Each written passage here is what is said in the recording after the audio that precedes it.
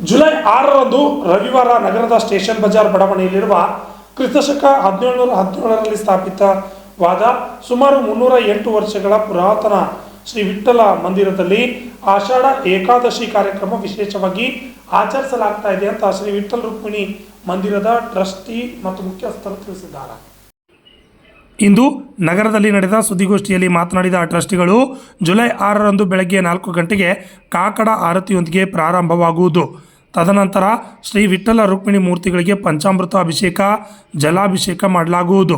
ಶ್ರೀ ವಿಠ್ಠಲ ರುಕ್ಮಿಣಿ ಮೂರ್ತಿಗೆ ಅಲಂಕಾರ ಮಾಡಿ ಬೆಳಗ್ಗೆ 8 ಗಂಟೆಗೆ ಶೃಂಗಾರ ಆರತಿ ಮಾಡಿ ಮಧ್ಯಾಹ್ನ 12 ಗಂಟೆಗೆ ಆರತಿ ಮತ್ತು ಸಾಯಂಕಾಲ 7:30 ಗಂಟೆಗೆ ಮಹಾಮಂಗಳಾರತಿ ಆದ ನಂತರ ರಾತ್ರಿ 10 ಗಂಟೆಗೆ ಶಯನ ಆರತಿ ಮಾಡಲಾಗುವುದು. ಮತ್ತು ಈ ದಿನದಂದು ವಿವಿಧ ಭಜನಾ ಮಂಡಳಿಗಳಿಂದ ಬೆಳಗ್ಗೆ 10 ಗಂಟೆಯಿಂದ ರಾತ್ರಿ 10 ಗಂಟೆವರೆಗೆ ಭಜನಾ ಕಾರ್ಯಕ್ರಮ ನಡೆಯಲಿವೆ. ಪ್ರಯುಕ್ತ ದಿನವಿಡೀ ನಡೆಯುವ ಧಾರ್ಮಿಕ ಕಾರ್ಯಕ್ರಮಗಳಿಗೆ ನಗರದ ಭಕ್ತಾದಿಗಳು ಹೆಚ್ಚಿನ ಸಂಖ್ಯೆಯಲ್ಲಿ ಬಂದು ಭಗವಂತನ ಕೃಪಾಶೀರ್ವಾದದಿಂದ ಪುನೀತರಾಗಬೇಕೆಂದು ತಿಳಿಸಿದರು.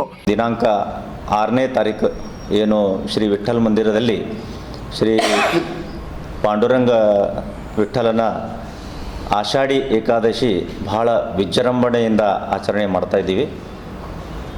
ನಮ್ಮ ಈ ಸ್ಟೇಷನ್ ಬಜಾರಿನ ಶ್ರೀ ವಿಠ್ಠಲ ಮಂದಿರ ಏನು ದೇವಸ್ಥಾನ ಇದೆ, ಇದು ಬಹಳ ಪುರಾತನ ದೇವಸ್ಥಾನ. ಶಕೆ 1717ರಲ್ಲಿ ಇದು ಒಂದು ಸ್ಥಾಪನೆಯಾಗಿತ್ತು. ಆಮೇಲೆ ಅದರದ್ದು ಜೀರ್ಣೋದ್ಧಾರ ಸುಮಾರು 1848ರಲ್ಲಿ ಅದರ ಜೀರ್ಣೋದ್ಧಾರ ಆಗಿದೆ. ಸುಮಾರು ಬಹಳ ಹಳೆ ಗುಡಿ, 308 ವರ್ಷದ ಹಳೆ ದೇವಸ್ಥಾನ.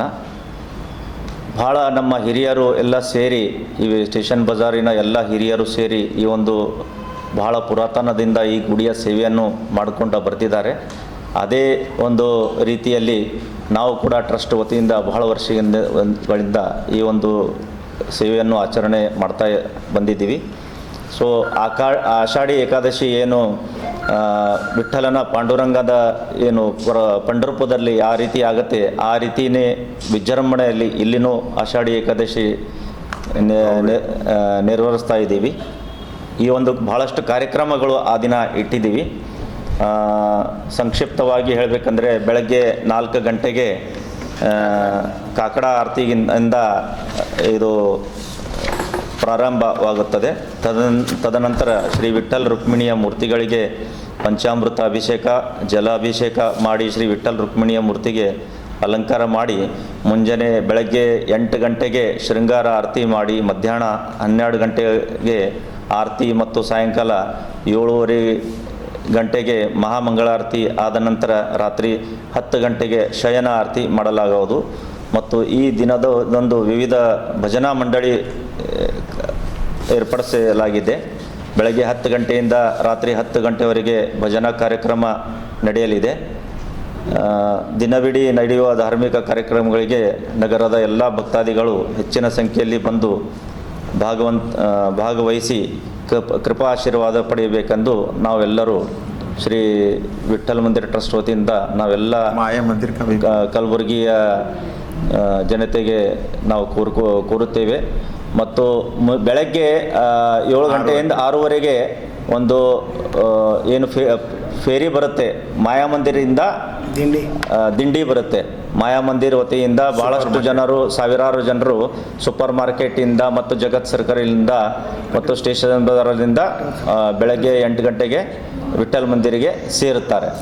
ಅದಕ್ಕೆ ಭಕ್ತಾರರು ಎಲ್ಲರೂ ಇದರೊಳಗೆ ಪಾಲ್ಗೊಳ್ಬೇಕೆಂದು ನಾವು ಎಲ್ಲರಿಗೆ ಟ್ರಸ್ಟ್ ವತಿಯಿಂದ ಎಲ್ಲ ಭಕ್ತಾದಿಗಳಿಗೆ ನಾವು ವಿಜೃಂಭಣೆಯನ್ನು ಕೇಳ್ತೀವಿ. ಮತ್ತು ಆ ವಿಠ್ಠಲನ ದರ್ಶನಕ್ಕೆ ಬಂದು ಆ ವಿಠ್ಠಲನ ಕೃಪಾ ಆಶೀರ್ವಾದ ಪಡಿಬೇಕೆಂದು ನಾವೆಲ್ಲರಿಗೆ ಕೇಳ್ಕೊಳ್ತೀವಿ. ಧನ್ಯವಾದಗಳು.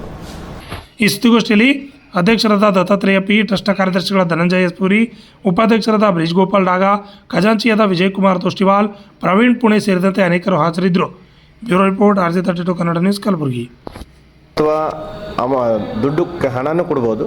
ಹಾಗಾಗಿ 10 ಗ್ರಾಮ್ ಕೊಟ್ಟರೆ 1100 ರೂಪಾಯಿ ಇದೆ, 20 ಗ್ರಾಮ್ ಕೊಟ್ಟರೆ 2200 ರೂಪಾಯಿ ಇದೆ, 30 ಗ್ರಾಮ್ ಕೊಟ್ಟರೆ 3300 ಇದೆ, 40 ಗ್ರಾಮ್ ಕೊಟ್ಟರೆ 4400 ಇದೆ, 50 ಗ್ರಾಮ್ ಕೊಟ್ಟರೆ 5500 ಇದೆ,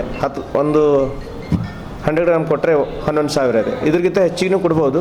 ಕೊನೆ ಪಕ್ಷ ಒಂದು 10 ಗ್ರಾಮ್ ಆದರೂ ಕೊಡಬೇಕು ಅಂತ ನಮ್ಮದೊಂದು ಉದ್ದೇಶ.